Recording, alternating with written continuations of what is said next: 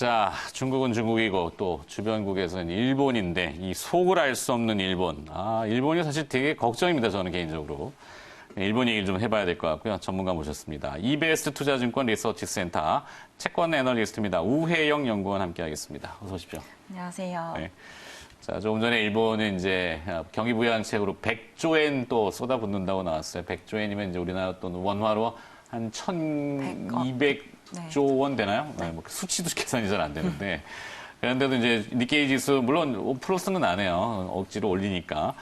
자, 일본의 이 GPIF라는 용어들이 등장하면서 채권 시장에 또 큰 이슈가 되고 있는데 GPIF 아시는 분들은 아시겠지만 이거 좀 설명 좀 부탁드려볼까요? 네, GPIF라는 것은 Government Pension Investment Fund의 약자이고요. 네. 공적 기금을 운용하는 기금입니다. 한국으로 따지자면은 국민연금이나 공무원연금 정도가 될 것 같고요. 사실 이 기금의 운용 규모가 약 160조 엔 정도가 되는데 160조 엔. 네, 한국 원화로 따지자면은 1,800조 원 정도가 됩니다. 그래서 글로벌 연기금으로 따지면은 사실 미국의 사회보장 신탁 다음으로 가장 높은 규모를 차지하고 있고 국민연금 같은 경우는 740조 원 정도라는 점을 감안한다면은 이 규모가 상당히 큰 규모다라고 생각하시면 될 것 같아요. 어마어마한 큰 손이군요. 네. 일본의 공적 연금, 뭐 주식, 채권, 오만 떼만 거 다 사는 아주 요즘 미국의 이제 캘리포니아 공적연금, 공무원연금, 캘퍼스? 네, 있어요. 네, 캘퍼스하고 뭐 우리나라의 국민연금 이런 글로벌 리얼머니들을 움직이는 국부펀드하고 견줄만한 그런 데인데. 자, 과거에도 이제 GPIF의 포트폴리오 조정이 이슈가 있었죠. 그때 일본 증시는 좀 어땠습니까?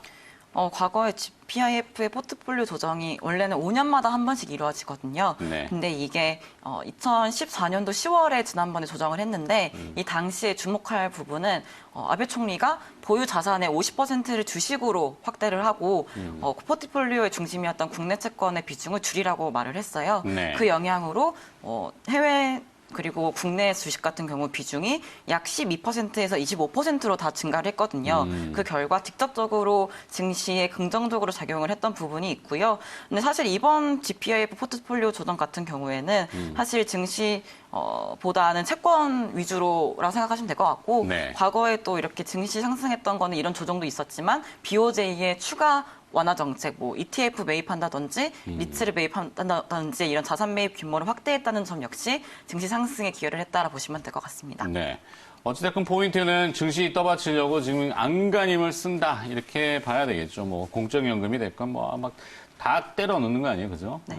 일본스럽습니다. 이게 이제 하다못해 일본은 해외 채권 발행을 사무라이 본드라고도 하잖아요. 사무라이 용어는 저희가 별로 좋아하진 않는데 우리는 김치 본드 이러잖아요. 네. 김치하고 사무라이. 예.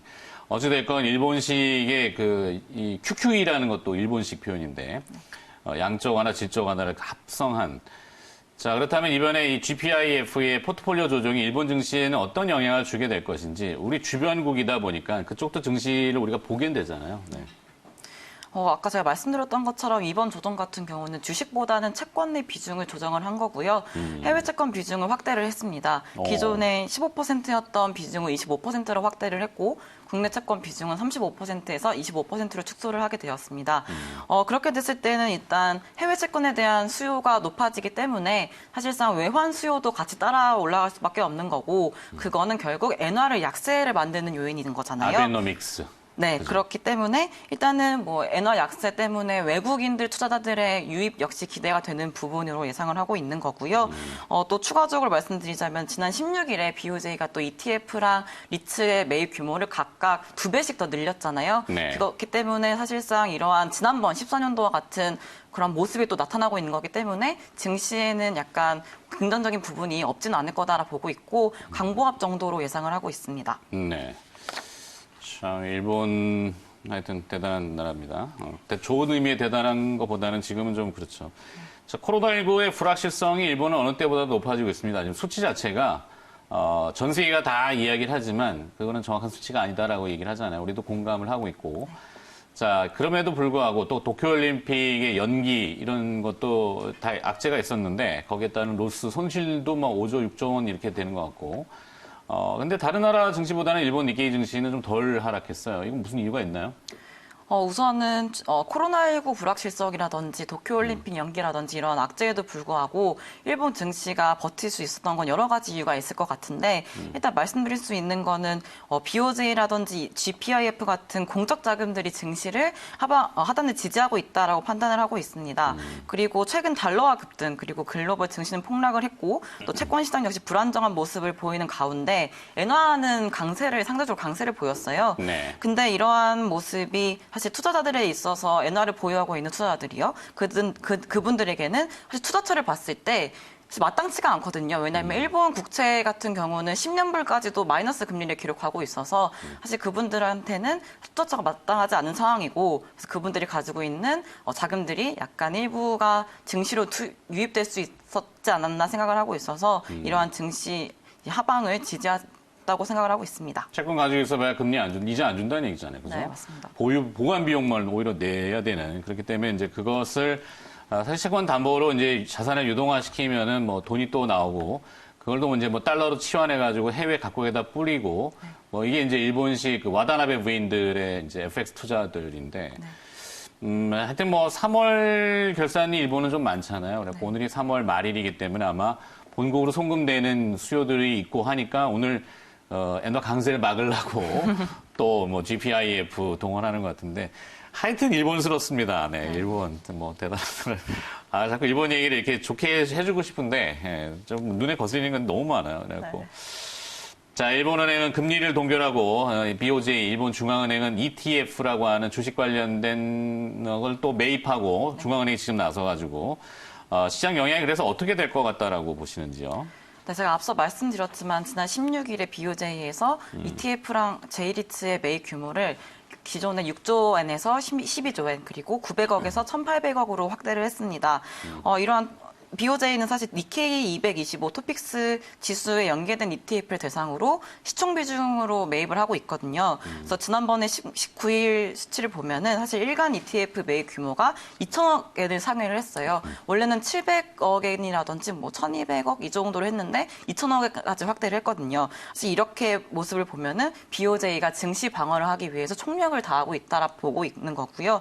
그것 때문에 사실 실제로도 증시가 사실 글로벌 증시보다는 덜 빠졌지 않았나 생각을 하고 있습니다. 네. 자, 일본은 이렇게 전 세계적으로 봐도 GDP 대비 국가 부채가 가장 높은 국가일 겁니다. 네. 200%가 선진국 넘어가니까요. 중에. 네. 뭐, 물론 아주 뭐 후진국은 제가 잘 모르겠고, 후진국, 선진국 따는 게 아니라 하여튼 200%가 높은 이상이니까. 네. 이렇게 BOJ가 상장된 ETF를 뭐 계속 사들인다고 하면 시장이 오히려 왜곡이 되는 좀 정상적인 시장이 아닐 수 있는 이렇게 되지 않을까요? 그런 우려는 없을까요? 우려가 있죠. 지난 2월 말 기준으로 BOJ가 전체 상장된 ETF 가운데 73%를 보유를 하고 있습니다. 지난 16일에 또 매입 규모를 확대한다고 얘기한 만큼 향후에 이러한 비중이 높아질 것으로 예상을 하고 있는 거고요. 근데 말씀하셨던 것처럼 사실 시장 원리에 따라서 가격이 결정되는 게 맞는 건데 네. 이러한 공적 자금에 따라서 가격이 결정되고 그러한 방향이 결정되는 것은 바람직한 모습은 아니라 판단을 하고 있습니다. 하지만 이러한 상황, BOJ의 매입 확대, 그리고 GPIF의 또 매수, 그리고 또 말씀드렸던 것처럼 외국인들의 자금 유입 같은 경우가 당분간 지속될 것으로 예상이 되고 있어서 사실 이러한 모습이 조금은 더 이어질 거라고 예상을 하고 있는 거고요. 다만 문제가 되는 건 뭐냐면 아까 말씀하셨던 것 같은데 네. 일본 내 최근 코로나19에 대한 통계 불확실성 그리고 의구심이 확대되고 있어요. 그렇기 때문에 그러한 불확실성이 높아지고 있어서 이러한 뉴스 플로우는 조금 더 모니터링할 필요가 있다고 판단을 하고 있고요. 네, 그래서 도쿄를 중심으로 봤을 때 또 도쿄 봉쇄령까지도 뭐 얘기가 돌고 있어서 조금 투심에 좀 악재로 작용하는 영향이 있기 때문에 좀 주의가 필요하다라는 생각을 하고 있습니다. 네. 자, 일본의 엔화는 사실은 국제 통화로 통용이 됩니다. 이 달러 인덱스를 구성하는 그 요소 중에 하나이기도 하고, 뭐 기축 통화는 달러라고 하지만 일본 엔화도 이렇게 워낙 많이 광범위하게 퍼져 있기 때문에 그래서 엔화의 추이가 엔화는 이제 약세로 가게 되면은 뭐 위험 자산 선호 이렇게 등식을 부여하고 엔화가 강세로 가면은 안전 자산 선호 내지는 리스크 회피 심리 이렇게 하잖아요. 네. 이제 일본의 아베노믹스, 아베 총리는 엔화 약세를 계속 유도해가지고 아베노믹스, 그리고 경기를 부양하고 뭐 어쩌고 저쩌고 뭐 순차적으로 하는데 자기 뜻대로는 잘 안 되는 것 같고. 자, 엔화는 요즘 왔다 갔다 중구난방이긴 하죠. 지금 한 108엔 정도 되나요? 그러네요. 108엔. 네. 그래서 엔화 강세, 약세 말씀하셨던 것처럼 안전자산 선호하는지 뭐 선호하지 않는지에 대한 지표가 되긴 하지만 최근에 나오고 있는 또 얘기는 뭐냐면 엔화가 과연 글로벌 안전자산으로서 분류가 되는지에 대한 얘기가 나오고 있습니다. 하지만 그런 얘기가 나옴에도 불구하고 일단은 엔화는 안전자산이라고 생각을 하고 있는 거고요. 네. 그렇기 때문에 엔화 강세장에서는 외국에 투자하고 있던 국내 일본 투자자들이 국내로 회귀하는 영향이 있는 거고요. 엔화 약세장에서는 외국인들 투자자들의 자금이 일본으로 들어오는 경향이 있습니다. 그렇기 때문에 엔화 강세, 약세만으로는 사실 증시의 상승, 하락을 말하기는 조금 어렵다고 말씀을 드릴 수 있을 것 같고요.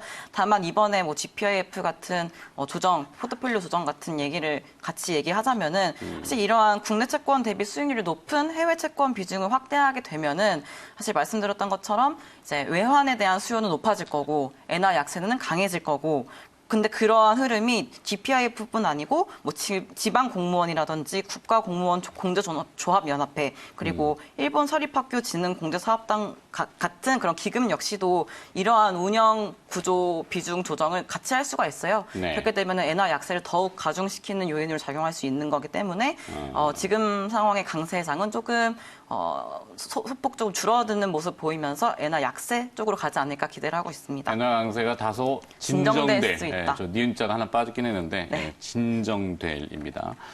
엔화 강세가 좀 진정된다.